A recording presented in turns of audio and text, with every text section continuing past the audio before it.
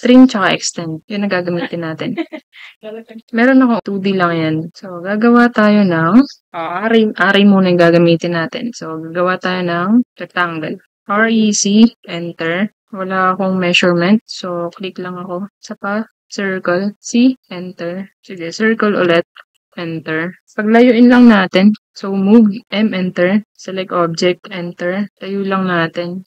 Enter ulit para yung last na command, yun yung gagawin niya. So, nakalagay dito. Move natin. So, ito, gagamitin natin ay array. Balik muna tayo. Copy natin to. CO, enter. Select object, enter. Copy natin yan.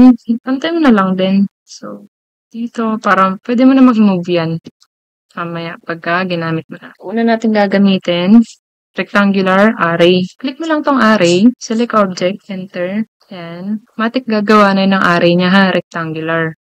Next naman, array na gagamitin natin ay path array. So, path array, evenly distribute objects copies along a path or a portion of a path. So, yan. Select object, enter, path. Next, move natin to kasi masyadong pabido. Move natin to. M, enter, select object, enter, specify base point. Okay. Next, polar array. Select object, enter. Tapos nakalagay, specify center point of array. So, click mo lang, center ng circle. Then, boom. Ano pa yung sinabi ko kanina? Gagamitin natin ay trim tsaka extend. So, trim tsaka extend, gawa lang tayo ng line. L, enter. Guhit-guhit ka lang dyan. Guhit-guhit ka lang kahit anong gawa mo. Okay. Gagamitin natin ay trim. Enter mo yung command, tr, enter. Pag sinelect mo yan, nang wala kang pinipindot, madidelete yan. Okay? Boundary. Yung pinakamalapit na boundary, yun ang hanggang dun ang madidelete niyang trim. Ngayon, kapag pinindot ko yung shift, okay, shift, mag-e-extend yan. Kapag pinoint mo yung mouse mo sa line, kung saan gusto mong i-extend, plus shift, mag-e-extend yan. Okay? Ulitin natin. TR, enter. Tapos, press shift para sa extend. Tapos, click mo lang. Next, extend. Okay, di ba? Extend. Okay na yan.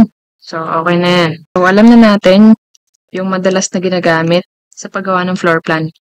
So, pagkatapos nyan, next video, gagawa na tayo ng simple floor plan. Yay! So, gagamitin na natin halos lahat ng command like polyline, line, circle, arc. Pag wala kayong installer ng AutoCAD, punta lang kayo sa Get into PC, tapos install nyo lang dun yung AutoCAD.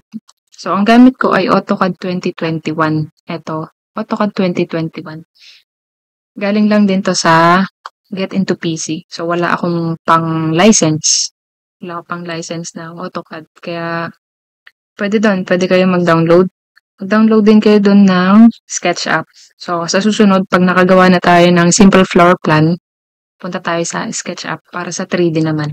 Pero pwede rin tayo mag-3D dito sa AutoCAD. So, mag-3D rin tayo dito sa AutoCAD para sa mga simple 3D. Pag hindi nyo alam yung paano mag-install ng AutoCAD, meron din tutorial doon. Pwede nyo i-download yung video. Pwede kayo mag-install doon sa Get into PC kahit pwede doon.